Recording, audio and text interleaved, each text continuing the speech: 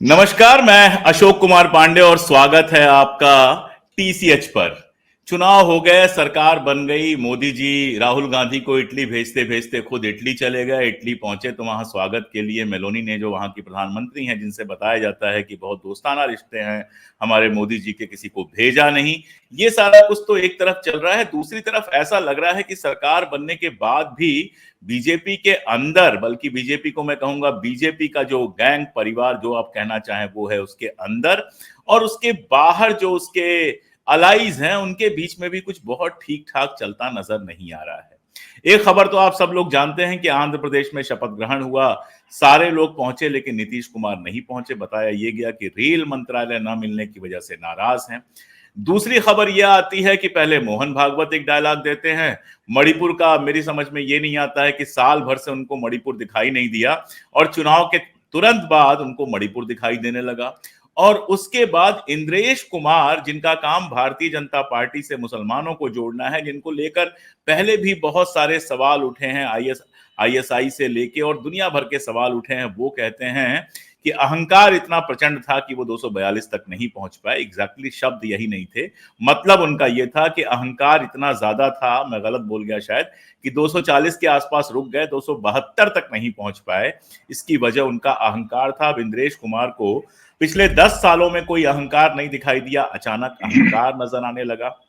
उधर गडकरी साहब जो हैं, उनकी तस्वीरें लगातार आ रही हैं कि कभी नमस्कार नहीं कर रहे, कभी उठकर खड़े नहीं हो रहे, कभी तालियां नहीं बजा रहे और उसके अपने अपने अर्थ निकाले जा रहे हैं। और ऐसा लग रहा है कि सरकार बन तो जरूर गई है, लेकिन आरएसएस लगातार इस सरकार को या तो अपने कंट्रोल में लेने की कोशिश कर रहा है या फिर कुछ दिनों बाद प्रधानमंत्री पद पर अपनी पसंद का आदमी बिठाना चाहता है। साथ में जोड़ दूं कि आने वाले विधानसभा चुनाव के पहले भी बहुत सारे बवाल दिखाई दे रहे हैं। यूपी में एक पूर्व मंत्री और एमएलए संगीत सोम और संजीव बालियान के बीच जो बहस है, जो बातचीत है, लेटरबाजी है, वो कोर्ट तक पहुंच गई है, थाने तक पहुंच गई है। तो महाराष्ट्र की अगर हम बात करें तो महाराष्ट्र में अजित पवार को बाहर निकालने के बाद भी आरएसएस के ही एक लीडर ने लेख लिखकर कहा कि अजित पवार की वजह से नुकसान हुआ।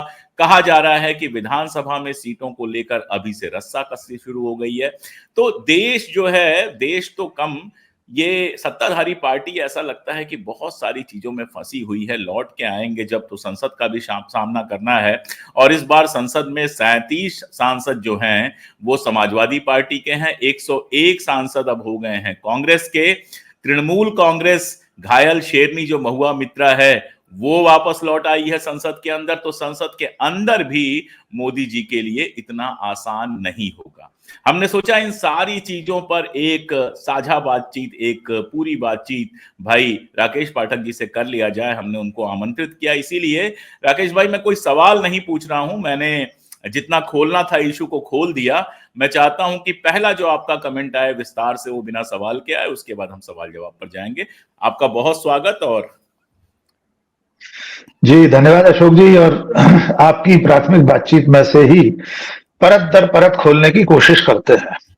पहली बात तो यह है कि सरकार बने मुश्किल से 5 दिन हुए अभी शपथ लिए हुए नरेंद्र मोदी को, लेकिन इन 5 दिनों में एक भी दिन वे चैन से नहीं बैठे हैं।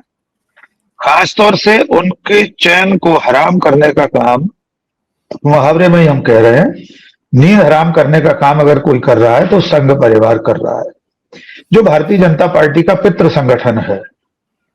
पहले डॉक्टर मोहन भागवत ने कुछ कह दिया, मणिपुर की याद कर ली, अहंकार का जिक्र कर लिया, सेवक कैसा होना चाहिए इसके बारे में उन्होंने परिभाषा बता दी। यद्यपि 10 साल के कार्यकाल में, इस 1 साल से ज्यादा में मणिपुर के जलने के कार्यकाल में मोहन भागवत जी हो सकता है अनभिज्ञ रहे हो, उनको मालूम ही नहीं हो मणिपुर में कुछ हो रहा है। अब तो यही सोचना पड़ेगा, वरना पूरी दुनिया को मालूम था कि मणिपुर में किस तरह से जातीय संघर्ष चल रहा है। 200 से ज्यादा लोग मारे जा चुके हैं, 50,000 से ज्यादा लोग विस्थापित हैं, शिविरों में रह रहे हैं, महिलाओं की नग्न परेड वहां निकाली जा चुकी है। तब डॉक्टर मोहन भागवत नहीं बोले, अब बोल रहे हैं, जबकि नरेंद्र मोदी अपने तई कमजोर पड़ चुके हैं सीटों की संख्या के आधार पर। जले में नमक छिड़कने का काम कर दिया इंद्रेश कुमार ने। हमारे दर्शकों के लिए हम बता दें, इंद्रेश कुमार राष्ट्रीय स्वयंसेवक संघ का एक आनुषंगिक संगठन है, राष्ट्रीय मुस्लिम मंच। एक तरह का मुखौटा है संघ के भीतर। संघ कितना भी मुसलमानों के खिलाफ अभियान चलाता रहे, लेकिन राष्ट्रीय मुस्लिम मंच मुसलमानों के भीतर संघ की घुसपैठ कराने का काम करता रहता है, और इंद्रेश कुमार इसके मुखिया हैं। अब वे कह रहे हैं कि जिन लोगों ने राम के नाम पर राजनीति की थी वे 241 पर सिमट कर रह गए, यानी वे भी, और उसमें भी अहंकार का जिक्र कर रहे हैं, वे भी सीधे सीधे नरेंद्र मोदी के अहंकार को ही रेखांकित कर रहे हैं। अब ये तो कोई अबूझ पहेली है नहीं कि भारत की राजनीति में अहंकार किसे था चुनाव के समय या 10 साल तक। कोई राहुल गांधी के अहंकार का तो उल्लेख मोहन भागवत या इंद्रेश कुमार कर नहीं रहे हैं। तो ये सीधी निशानेबाजी अब जो चल रही है, इसे बहुत हल्के में लेने की जरूरत नहीं है। यद्यपि हम सब ये मानते हैं कि आप भी, हम भी, और जितने लोग संघ को बीजेपी को करीब से समझते हैं, वे जानते हैं कि ये सब एक ही थैली के चट्टे बट्टे हैं। एक मुंह कुछ भी कहे, बाकी के 6 मुंह बाकी काम करते रहेंगे जो करना है।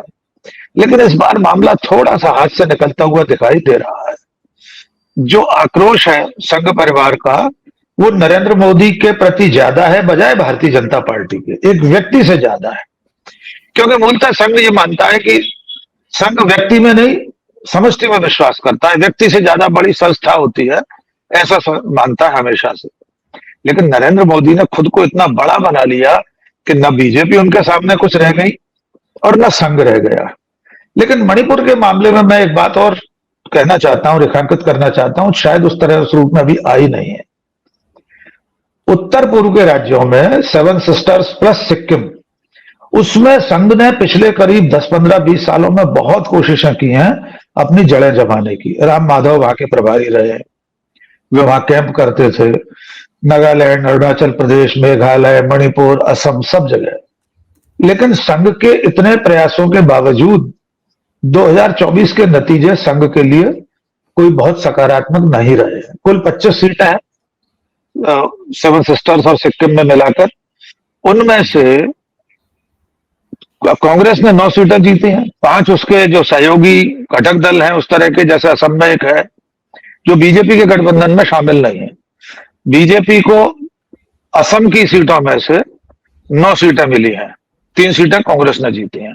सबसे ज्यादा संघ को जो चिंता हुई है अशोक जी, वो हुई है मणिपुर की सीटों से। मणिपुर में 2 लोकसभा सीटें हैं, एक आउटर मणिपुर, एक इनर मणिपुर। इनर मणिपुर जी, हाँ, इनर और आउटर दोनों सीटों पर कांग्रेस के प्रत्याशी चुनाव जीते, और वो भी थोड़े बहुत वोटों से नहीं। आउटर इनर पे जीते, आउटर मणिपुर में जीते हैं 83,000 वोटों से कांग्रेस का प्रत्याशी जीता है, और इनर मणिपुर की सीट 1,10,000 वोटों से कांग्रेस के प्रत्याशी ने जीती है। ये दोनों सीटें पहले एक बीजेपी के पास थी। राकेश भाई, इसका मतलब एक और है कि इस बार दोनों समुदायों ने, जिन 2 समुदायों में वहां संघर्ष चल रहा था, कुकी और मैतेई, दोनों ने भारतीय जनता पार्टी को वोट नहीं दिया है।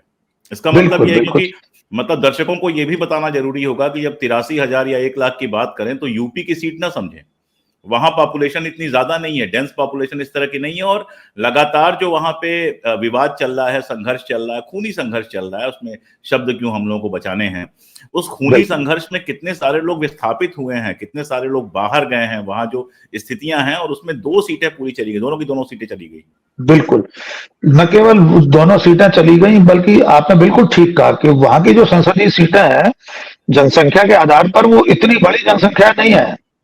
और आपने बिल्कुल कहा खूनी संघर्ष का, वो तो सिविल वॉर है एक तरह का। आप देखिए, सीधे सीधे सशस्त्र बलों के ऊपर हमले हो रहे हैं, दोनों समुदाय एक दूसरे के खिलाफ लगातार संघर्ष कर रहे हैं, एक दूसरे का खून बहा रहे हैं। वहां बीजेपी अपनी सीट को खोती है। दूसरी सीट उसके पास थी, नगा लिबरेशन फ्रंट के पास, एनएलएफ के पास। दोनों सीटें कांग्रेस जीतती है। एक तो ये चिंता का विषय है। मणिपुर से बाहर निकले तब भी बाकी सारे जो राज्य हैं उनमें भी संघ ने वैसी सफलता प्राप्त नहीं की जैसा उसे लगता था कि हमने 10 साल वहां काम किया है, संघ की शाखाएं लगी है, वहां पर शाखाएं नई नई शुरू कराई गई थी। और ये जातीय संघर्ष में आपने बिल्कुल ठीक कहा कि दोनों समुदायों ने कांग्रेस को वोट दिया है। इसमें राहुल गांधी की यात्रा को भी श्रेय देना होगा। राहुल गांधी ने जो दूसरी यात्रा शुरू की, सबसे पहले सवाल उठा था जब उसका रूट आया कि मणिपुर क्यों नहीं जा रहे हैं, तो राहुल गांधी ने उसे भी शामिल कर लिया। पूरे और उत्तर पूर्व से उनकी याद। उसके पहले भी मणिपुर गए थे, आपको याद होगा कि उसके उससे पहले भी पहले, वो हाँ, मणिपुर गए थे। मैं इकलौते उस पर ही राष्ट्रनेता थे जो मणिपुर गए थे जी। इकलौते राजनेता हैं देश के जो जलते हुए मणिपुर में तब गए थे जब वहां सचमुच हर तरह का खतरा था। उस खतरे को उठाते हुए राहुल गांधी वहां गए, और जब भारत जोड़ो न्याय यात्रा शुरू की तो उसको भी मणिपुर से ही लेकर निकले। तो इस वक्त मोहन भागवत का चिंतित होना और खास तौर से मणिपुर का उल्लेख करना शायद उनके उस दर्द की भी अभिव्यक्ति है कि संघ ने इतने साल काम किया फिर भी वहां जगह नहीं बना पाए। एक तो यह है। दूसरी बात यह है कि संघ के भीतर भी कुछ ना कुछ उठापटक तो चल रही है। अब यह मानना पड़ेगा कि नरेंद्र मोदी को अब संघ शायद बहुत दिनों तक झेलने को तैयार न हो। वरना संघ प्रमुख का कहना और बात है, इंद्रेश कुमार जैसे लोग भी अगर नरेंद्र मोदी को आईना दिखाने लगे, उन्हें अहंकार का पुतला बताने लगे, तो ये कोई ना कोई बड़े नीतिगत निर्णय की ही परछाई है। और और आप ही आपने की संजीव बात में बालियान। जोड़ दूं, आप ही की बात में जोड़ दूं भाई साहब, कि किसी बड़े भारतीय जनता पार्टी के या राष्ट्रीय स्वयं संघ के नेता की तरफ से खंडन भी नहीं आया है। बल्कि अभी मैं थोड़ी देर पहले देख रहा था कि एक विधायक का वीडियो था जिसमें वो कह रहा है कि या कह रहे हैं, जो भी आप समझना चाहें, वो कह रहे हैं ये कि पता। अगर इंद्रेश कुमार जैसे बड़े नेता ने कहा है तो पार्टी को पुनर्विचार करना चाहिए। ये भारतीय जनता पार्टी के एक विधायक कह रहे हैं। और अगर 4 जून के पहले उन्होंने ये बात कही होती तो अभी तक उनका निलंबन हो गया होता। किसी बड़े नेता बिल्कुल ने सर। भाई साहब इसमें एक बार भी ये नहीं कहा कि इस तरह की बात नहीं करनी चाहिए वगैरह वगैरह। चलो मोहन भागवत पे चुप्पी समझ में आती है, लेकिन इंद्रेश पे चुप्पी आश्चर्यजनक है। बिल्कुल अशोक जी, मैंने 4 जून से पहले आपसे बातचीत में भी और कई अलग चैनल्स पे कहा था कि अगर नतीजे वैसे नहीं रहे जैसे नरेंद्र मोदी दावा कर रहे हैं, तो आप 4 जून के बाद देखेंगे कि धीरे धीरे करके क्रमशः बीजेपी के भीतर से बागी सुर सुनाई देंगे। अब देखिए, एक विधायक, भारतीय जनता पार्टी का विधायक इंद्रेश कुमार के बयान पर विचार करने की बात रख रहा है, ये छोटी बात नहीं है। और तो और अयोध्या में बैठकर साधु संत बैठे हुए हैं समीक्षा करने के लिए। यद्यपि संत ने कहा सीख सो काम, साधुओं को क्यों समीक्षा करनी चाहिए बीजेपी की हार पर, लेकिन आज बैठक चल रही है अशोक भाई। इस वक्त अयोध्या के साधु संत अयोध्या में हार पर और उत्तर प्रदेश में बीजेपी के पिछड़ने पर एक समीक्षा बैठक कर रहे हैं। वाह, आवत कमाल जात है। पन आवत। आप बताइए साधु संतों को क्या क्या काम है? कुंदन दास जी लिख ही गए हैं, आवत जात पनैया टूटी बिसर गयो हरिनाम। लेकिन वे तो संत आजकल सीकरी में ही बस बैठे हुए हैं। बस बस बिसर ही गयो हरिनाम सही है इनके लिए, बाकी सब बिसर छोड़िए। गयो पनैया हरिनाम, तो बिल्कुल। अब इनकी जो चप्पलें जो होती हैं वो आम लोगों जैसी नहीं होती हैं, ना गाड़ियां आम लोगों जैसे होती हैं। काहे के साधु काहे के संत। खैर, और बिसर गए हरिनाम भी साबित कर दिया है सर नरेंद्र मोदी जी बिल्कुल। ने।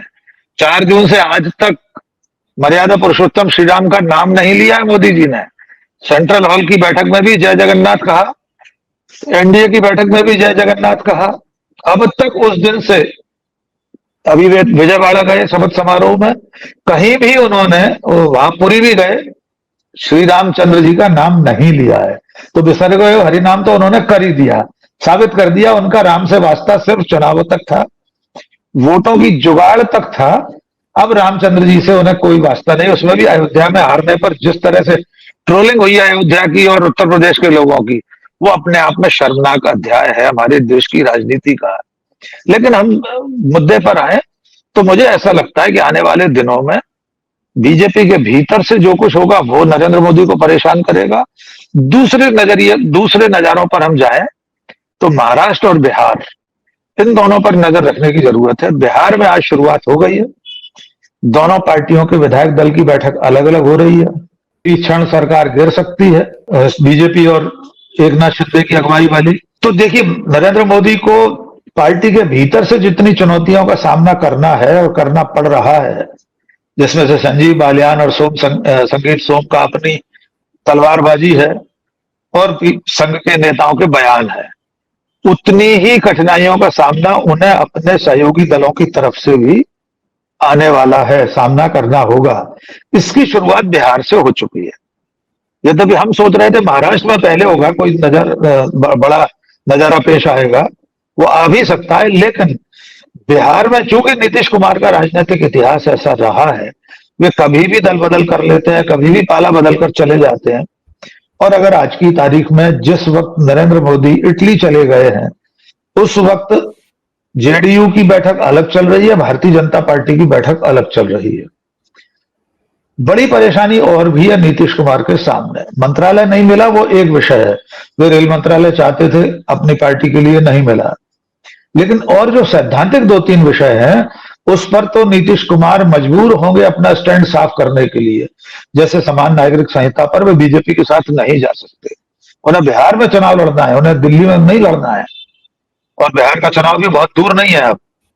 उन्हें जातिगत जनगणना के विषय पर अपने पुराने स्टैंड पर कायम रहना पड़ेगा। बीजेपी उनके साथ नहीं होगी। वो तो पहला राज्य है बिहार, नीतीश कुमार पहले मुख्यमंत्री है जिन्होंने जाति आधारित जनगणना के आंकड़े जारी किए थे, तो आज की तारीख में कैसे उससे पीछे हट जाएंगे? तो कई ऐसे विषय हैं जिनको लेकर नीतीश कुमार को आज नहीं तो कल ताल ठोक कर अलग होना पड़ेगा। अब उनकी और कोई व्यवस्था हो, कोई ऐसी मजबूरी हो जिसके कारण वे बिल्कुल ही जिंदगी की आखिरी सांस तक नरेंद्र मोदी का साथ देने को विवश हो, तो हम नहीं जानते। वरना बिहार मोदी जी की राह में जल्द ही कांटे बोने वाला है। फिर चलते हैं महाराष्ट्र की तरफ। देखिए, महाराष्ट्र में अजित पवार की पार्टी को एक सीट पर जीत हासिल हुई है, एकनाथ शिंदे की पार्टी को 7 सीटें मिली है। लेकिन कांग्रेस और उसके साथ के महाअघाड़ी ने जितनी सफलता प्राप्त की है, वो तो बीजेपी और नरेंद्र मोदी के लिए सबक है एक तरह से। अब इसमें सिर्फ एक चीज का इंतजार हमें करना है, जो हमारे आपके जैसे लोग सिर्फ नजर रख सकते हैं, कि क्या उद्धव ठाकरे, शरद पवार और कांग्रेस 4 महीने बाद होने वाले चुनाव में जीतकर सत्ता में आना पसंद करेंगे, या इस वक्त रिवर्स ऑपरेशन लोटस करके एकनाथ शिंदे और बीजेपी की सरकार को गिराना चाहेंगे। ये अब मेरे पास जितनी खबर है, मैं मतलब महाराष्ट्र के मामलों में थोड़ा ज्यादा खबरें रहती हैं मेरे पास, महाराष्ट्र से चूंकि रिश्ता है काफी करीबी, कि लोग तैयार बैठे हुए हैं और उद्धव ठाकरे ने कहा है कि अभी 4 महीने इंतजार करो। आपको याद होगा कल जो बयान आया शरद पवार का, उसमें भी उन्होंने 4 महीनों की बात की थी, कल की बात नहीं की थी। तो उनके पास भी अजित पवार के यहां से सारे फिलर्स हैं, लोग तैयार हैं घर वापसी के लिए। वो जो तलवार लटक रही थी वो हट गई है, तो सारे लोग तैयार हैं लौटने के लिए। लेकिन ये सरकार गिराना नहीं चाहते हैं, ये चाहते हैं, इनको पता है कि जब तक ये सरकार चलती रहेगी, अब तलवार चलती रहेगी, और जितनी तलवारें चलेंगी, जितनी आपस में इनके विवाद होंगे, उतना ज्यादा महाविकास आघाड़ी के लिए फायदेमंद होगा। असली सवाल इन तीनों लोगों के बीच में किस तरह से सीट डिस्ट्रीब्यूशन उतना अच्छा हो पाएगा या नहीं हो पाएगा जितना लोकसभा में हुआ था, असली सवाल वहीं तक बचा हुआ है। जी प्लीज कंटिन्यू। बिल्कुल बिल्कुल, मुझे उसी परिपक्वता की उम्मीद है। पत्रकार के नाते मैं भी ये सोचता हूं कि जब उन्हें मालूम है कि हमारे पास जन समर्थन है, लोकसभा में जितनी सीटें जीती हैं उनको ही अगर वे विस्तार देकर उसमें गिनती करना चाहें, तो पूर्ण बहुमत तो अभी दिखाई दे रहा है महाराष्ट्र में उन्हें। वे जानते हैं शिवसेना को तोड़ने और शरद पवार की एनसीपी को तोड़ने की सजा अभी महाराष्ट्र की जनता ने पूरी नहीं दी है। महाराष्ट्र की जनता भी पूरी सजा देने का मन बनाए हुए है, और वो सजा तभी होगी जब चुनाव में इनको बेदखल किया जाए। वो ऐसे नहीं होगी कि आपने फिर 6 विधायक इधर कर लिए और सरकार बना ली, शपथ ले ली राजभवन में जाकर। इसलिए शरद पवार का बयान हो या उद्धव ठाकरे का बयान हो, वो उसी परिपक्वता का परिचायक है कि वे चुनाव में लड़कर ही, इन्हें शिकस्त देकर ही सत्ता में वापस आएंगे। और ये अगले 4 महीने जो है, जैसे ही महाराष्ट्र में सरकार में ये लोग आएंगे, एक खतरा भी है भाई साहब कि अभी भी राज्यपाल उनका है, अभी भी केंद्र सरकार उनकी है। अगर ये कोशिश होती है तो वहां भंग करके राष्ट्रपति शासन लगा के चुनाव कराया जा सकता है, जो ज्यादा मुश्किल होगा। बिल्कुल, इसीलिए मुझे लगता है ये लोग वेट एंड वॉच पर टिके हुए हैं कि इंतजार करो, नजर रखो, फिर जैसा होगा चुनाव में लड़ेंगे। ये बात आपने सही कही है कि देखिए, सीटों के बंटवारे में थोड़ा बहुत विवाद तो होगा। लोकसभा में भी हुआ, हमने देखा कम से कम 2 लोग तो ऐसे हैं जो कांग्रेस के टिकट पर नहीं लड़े, उनको टिकट नहीं मिला, साझेदारी होते हुए निर्दलीय लड़े और जीत कर आए, चाहे सांगली से विशाल पटेल हो या पप्पू यादव हो बिहार में से। तो इस तरह के मौके उस वक्त भी आ सकते हैं। स्वाभाविक है, तीनों पार्टियों में कई ऐसे प्रत्याशी होते हैं जो अपने अपने क्षेत्र में खुद को जीतने के लायक मानते हैं। टिकटों के बंटवारे में राहुल गांधी, मल्लिकार्जुन खड़गे, उद्धव ठाकरे, शरद पवार, इनकी जो मैच्योरिटी है वो ही सामने आएगी जैसे लोकसभा में आई। देखा जाए तो देखिए, कोई बहुत बड़ा गतिरोध नहीं आया। इंडिया गठबंधन में आप कोई उत्तर गतिरोध प्रदेश से लेकर कोई महाराष्ट्र कोई तक गतिरोध नहीं देखा, आया। बड़ा कोई क्या, नहीं कोई आया सर, गतिरोध नहीं आया। कोई नहीं आया। आपने जिन पप्पू 2 यादव को सीटों का छोड़ नाम दें, लिया, हाँ, उन 2 सीटों जी, को छोड़ के कहीं कोई गतिरोध नहीं आया। और कहीं कोई गतिरोध, सांगली में भी मान लिया गया था कि ठीक है भाई, लड़के देख लो। हाँ, फ्रेंडली फाइट करके और जीत के आ गए कांग्रेस का भूतपूर्व कांग्रेसी, बिल्कुल, इसमें कोई, और क्योंकि आज की तारीख में कांग्रेस की संख्या बढ़ा दी। सांगली सांगली जो थी वो कांग्रेस की, हम सब जानते हैं कि ट्रेडिशनल सीट रही है, तो ठीक है, वो मान लिया गया। विशाल यंग लड़का है, उसको फ्री हैंड दे दिया गया कि लड़ लो, और उद्धव ठाकरे ने भी उसको कोई बहुत दिल पे नहीं लिया। ये तो अच्छी बात है। बिल्कुल, अच्छा, ये बिल्कुल, बताइए, पूरे देश की बात होगी तो अपने प्रदेश की भी बात होगी। मध्य प्रदेश में कल एक वीडियो चल रहा था जिसमें शिक्षक जिनकी भर्ती को लेकर और मोहन यादव होश में आओ। बुरा लगता है, लेकिन ये सवाल मैंने पूछा कि अब भाई मोहन यादव कैसे होश में आएंगे? आपने विधानसभा में प्रचंड जीत दे दी, लोकसभा में 29 की 29 सीटें दे दी, पिछली बार 28 दी थी, इस बार पूरी 29 सीटें दे दी। तो मोहन यादव कैसे होश में आएंगे? मदहोश होने पे हक है उनका। 2-3 साल बाद जब विधानसभा नजदीक आएगी तो भले थोड़ा बहुत होश आ जाए, लेकिन अभी तो उनको पूरा हक है मदहोश होने का, अहंकार से भरने का, और सारा कुछ करने का उनको पूरा हक है। मध्य प्रदेश में ऐसा क्या चल रहा है कि बिल्कुल भी कांग्रेस साफ होती जा रही है, जबकि कुछ दिनों पहले अगर हम देखें तो 5 साल पहले वहां पर लोग विधानसभा चुनाव जीत कर आई थी, सरकार बनाई बिल्कुल। थी, 1.5 साल सरकार चली, और ठीक ठाक जैसी सरकारें चलती हैं वैसी सरकार चली। उसके बाद ऐसा क्या हुआ कि ऐसा लग रहा है जैसे अचानक से मध्य प्रदेश में कांग्रेस जो है वो पूरी तरह से साफ हो गई है? देखिए, कांग्रेस में अब नेतृत्व का संकट लगातार बना हुआ है। 2018 में जब सरकार बनी थी तो उस सरकार के बनने में 3 लोगों का बराबर से योगदान था, और ज्यादा योगदान अगर हम आकलन करना चाहेंगे तो दिग्विजय सिंह का माना जाएगा। चुनाव से ऐन पहले उन्होंने नर्मदा की परिक्रमा की थी, कम से कम 100-110 सीटों से उनकी वो यात्रा निकली थी, जिनमें से बड़ी संख्या में सीटों पर कांग्रेस 2018 में जीती थी। उस वक्त कमलनाथ, दिग्विजय सिंह के अलावा जो तीसरा सबसे चमकता हुआ चेहरा था वो ज्योतिरादित्य सिंधिया का था। उनकी भूमिका को भी एकदम नकारा नहीं जा सकता। 3 बड़े नेता मध्य प्रदेश के तीनों अलग अलग अंचलों से दमदारी से चुनाव लड़ रहे थे, इसलिए वो सफलता मिली थी। बाद में जो भी कारण रहे हम सब जानते हैं, ज्योतिरादित्य सिंधिया ने कांग्रेस छोड़ी। देखा जाए तो कांग्रेस की सरकार गिरना ही सबसे बड़ी ऐतिहासिक भूल हुई। सरकार न बचा पाना, सरकार को जाते हुए देखना कि हम अपने सामने 10 दिन तक उठापटक होते देख रहे हैं और अंततः सरकार को विदा होते देख रहे हैं, उसे रोकने के सारे प्रयास विफल हुए। चाहे दिग्विजय सिंह बेंगलोर गए हो, धक्का मुक्की हुई हो जीतू पटवारी के साथ, जो भी कुछ हुआ हो, लेकिन सरकार नहीं बचा पाए। तो राजनीतिक और रणनीतिक विफलता तो बहुत बड़ी थी वो। उसके बाद ये हुआ कि 2023 के विधानसभा चुनाव में ऐसा लगा कि कमलनाथ और दिग्विजय सिंह ने सिंधिया के जाने के बाद फिर मेहनत की है। 2023 में तो पूरी उम्मीद थी, तमाम लोग ऐसा मान रहे थे, एक एग्जिट पोल को छोड़कर सारे एग्जिट पोल मान रहे थे मध्य प्रदेश में कांग्रेस की सरकार लौट रही है, लेकिन वैसा नहीं हुआ। उसके बाद जो नेतृत्व परिवर्तन हुआ, जीतू पटवारी को कमान दी गई है, उमंग सिंगार लीडर पोजीशन है, हेमंत कटारे उपनेता है, लेकिन ये लोग अपने अपने क्षेत्रों के नेता भले हों, आप जिस कारण की पड़ताल करना चाह रहे हो, इनमें से कोई भी प्रदेश व्यापी नेता नहीं है, न उन्हें समय मिला है। जिन 3 के नाम हमने पहले लिए, भले कमलनाथ छिंदवाड़ा और महाकौशल से बाहर नहीं निकलते थे, लेकिन वे राष्ट्रीय नेता थे, केंद्र में मंत्री रहे थे कई बार, राजीव गांधी के समय से, इंदिरा जी के समय से राजनीति में थे। लेकिन जीतू पटवारी का वो कद नहीं है। जीतू पटवारी न कभी सांसद रहे, न कभी केंद्र में मंत्री रहे। विधायक रहने के दौरान वे जरूर सक्रिय थे, मंत्री रहे कमलनाथ की सरकार में, उच्च शिक्षा मंत्री थे। तो अब उन्हें प्रदेश व्यापी नेतृत्व करने लायक बनाने के लिए समय की जरूरत थी, वो समय उन्हें मिला नहीं। विधानसभा चुनाव खत्म हुए, पार्टी हारी, उनको अध्यक्ष बना दिया गया, तब तक लोकसभा चुनाव आ गया। इसके बावजूद अभी उन्हें खुद को बहुत मांझने की जरूरत है। ये नेतृत्व परिवर्तन बीजेपी में जिस तरह हो जाता रहा है, पीढ़ियों का अंतरण, सत्ता का हस्तांतरण संगठन में, संगठन की जो सत्ता है, हमने अपने पत्रकारिता के कार्यकाल में देखा।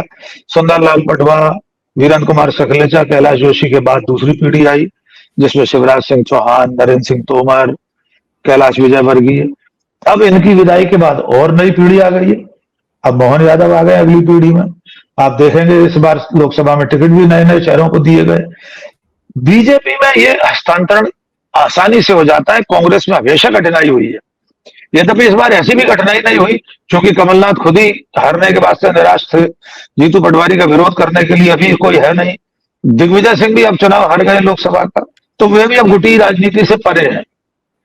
तो कांग्रेस को अब समय लगेगा फिर से अगर उठ खड़ा होना है। और आपने ठीक कहा, मोहन यादव होश में आओ नारा लगाने वाले लोग वही लोग हैं जिन्होंने इसी पार्टी को वोट दिया, इस पार्टी को सत्ता सौंपी है वर्षों से। यहाँ पर एक नीलम पार्क है, वहां पर धरने पर बैठे हुए अतिथि शिक्षक, मैं खुद गया उनसे रिपोर्टिंग की बात की। लगता था कि ये लोग सत्ता के विरोध में वोट देंगे, लेकिन जब परिणाम निकलते हैं तो समझ में आता है इन्होंने भी बीजेपी को ही वोट दिया है। कितने सारे आंदोलन करने वाले संगठन थे, पटवारियों का संगठन, कर्मचारियों के संगठन, स्वास्थ्य कर्मियों के, नर्सेस के, लेकिन 2023 में बीजेपी प्रचंड बहुमत से जीत गई। तो इसलिए आपने ठीक कहा कि अब मोहन यादव को होश में आने की जरूरत नहीं है फिलहाल। आना होगी तो 2023 के बाद चुनाव 28 में होगा, तब आ जाएंगे होश में, अभी कोई जरूरत नहीं है। तो सवाल इनसे भी पूछा जाना चाहिए कि कल मैं उस रास्ते से गुजरा था जहां प्रदर्शन चल रहा था, पुलिस घसीट घसीट कर ले जा रही थी इन लोगों को। नारे लगाते रहिए आप, कोई सुनने वाला नहीं। मुख्यमंत्री मिलने का समय नहीं देंगे, शिक्षा मंत्री, स्कूली शिक्षा मंत्री मिलने का समय नहीं दे रहे आपको, पुलिस उठाकर ले जा रही है। तो मैं समझता हूं मध्य प्रदेश में कांग्रेस की अपनी कमजोरियां हैं, जिसके लिए कांग्रेस जिम्मेदार है। बीजेपी का संगठन उसकी सफलता के पीछे कारक है। राष्ट्रीय स्वयंसेवक संघ देश भर में करता हो या न करता हो हम नहीं जानते, लेकिन मध्य प्रदेश में जरूर चुनाव के समय पार्टी का काम करता है संघ, जिसकी वजह से जो 29 की राकेश भाई, राकेश भाई, ये फालतू की खबर फैलाई जाती है। मैं यूपी से हूं और मैं अच्छी तरह से जानता हूं कि वहां पे आरएसएस ने किस तरह से काम किया है, गुजरात में किया है, एमपी में किया है। बिल्कुल करते हैं। ये खबर जनता के गुस्से को कमतर करके दिखाने के लिए फैलाई जाती है कि आरएसएस नहीं लगा इसलिए बीजेपी हार गई। आरएसएस हर जगह काम करता है, ग्राउंड लेवल पे सारा जो मैनेजमेंट होता है वो आरएसएस का ही होता है। इसमें कोई ऐसी बात नहीं है जो छुपी हुई बात है। जी बिल्कुल सही है, बिल्कुल ठीक कहा आपने। मैं मानता हूं संघ की अपनी भूमिका है और उससे कोई इनकार कर नहीं सकता। और अंतिम बात, अगर मोहन भागवत को इतनी शिकायत है तो संघ से जो संगठन महामंत्री बना के बीजेपी में भेजे गए उन्हें वापस बुला ले।